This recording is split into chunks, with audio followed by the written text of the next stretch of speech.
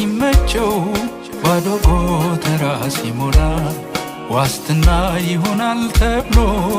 ሀብት ቢከመር ሀብት ላይ እረፊ ነፍሴን ብላት እሺ አትልም ለአንድ አፍታ ኢየሱስን ትሻለች አይሞላም በቁስ ክፍተቷ አንተ አለህበት ሆይ ከድሎቴ ቀድሞ አንተ አለህበት ሆይ ትልሃለች ነፍሴ ደግሞ አንተ አለህበት ሆይ እዚያ ነው ምቾቴ